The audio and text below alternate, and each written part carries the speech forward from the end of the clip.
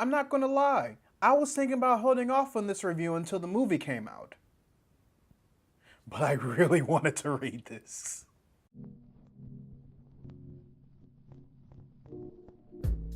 Today on Readus Reviews, I'm reviewing Wonder Woman Earth 1 Volume 1, drawn by Yanick Paquette and written by Grant Morrison, aka the motherfucking GOAT! The GOAT? The greatest of all time. Never mind. I just really like Grant Morrison. And the story in Volume 1 is pretty much the origin story of Wonder Woman, give or take a few changes. The majority of them I enjoyed, and some... well, we'll get to that in a minute. But first, let's get to the plot, and I thought that it was simple, and I'm extremely thankful for that.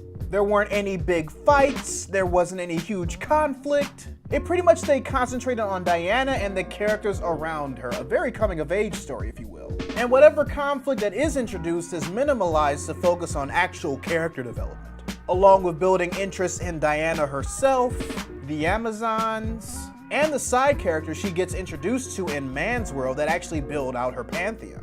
And because of how well the characters move the story along, it kind of reminded me of the traditional rebel Disney princess trope that a lot of us come to know and love. So with that, let's talk about some of the characters that stood out to me the most, starting with, of course, Diana. I thoroughly enjoyed her attitude throughout the entire story. Because of her origin in this particular iteration of this character, she reminded me a lot of Merida from Brave. Her rebellion against Hippolyta was expected yet believable. I didn't feel like it was ham-fisted in. I also liked how we got a good look of her curiosity, her brashness, and the fact that we got a chance to see at what length she's willing to do whatever the fuck she wants to do.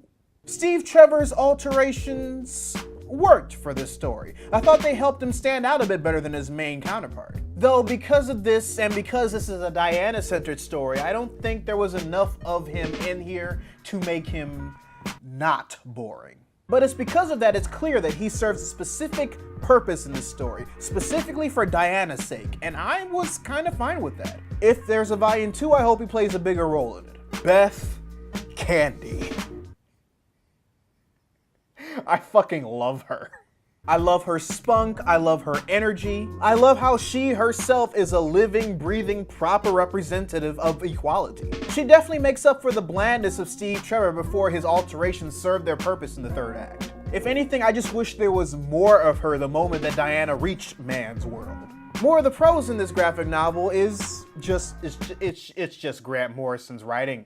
It's just really good. It's really good! I like a lot of small details that Grant Morrison adds in this story, like the fact that Amazonians speak a different language than us, and the fact that the way that they speak is always very verbose and extravagant. I also enjoy the practical Themyscirian use of the fucking lasso of truth. It was like he just took all of our thoughts regarding what we would use the lasso of truth in real life for, and just incorporated it into the story. Yanick Paquette's art looks fucking amazing. Like, regardless of if it's a man or a woman, you can tell that this guy has a great appreciation of the human body. No matter the shape, no matter the size, no matter the curves. Like, it's obvious of the women in this book, but even the men look like they could be on the cover of DC Bombshells. I also like the usage of the Sisters of Fate in a practical sense, along with other actual representation of Greek mythology over the course of this story. Which actually gets to my number one nitpick about this book. I'm not going to spoil it in this review, but one of the things that I didn't necessarily care for that was in this book is the use of a specific figure and a specific event in Greek mythology that ties into Diana's origin. Now, I say it's a personal nitpick because I already feel like this specific figure in general gets dicked over too much in actual Greek mythology. Also, it kind of made me look down at Hippolyta a little bit in this book, as opposed to how the situation is treated in the New 52. But other than that, I thought this was a good first installment in Wonder Woman's Earth 1 series. I like how it was both a coming of age and a superhero story, without trying to overwhelm it by throwing Diana immediately into a origin story crisis, if you know what I'm talking about. The writing was solid, the art was solid, and there was enough resolution and enough open-endedness regarding the main players of this story to leave me wanting more. As a Grant Morrison fan, I thought that the $23 for the hardcover was money well spent for me. But if you think that's a bit too much for you after watching this review, then you'll be happy to know that DC just recently released a trade paperback of this graphic novel for $16.99 retail. But I understand that after watching this review, you feel like you would probably want to wait until your local comic book shop sells it a bit cheaper.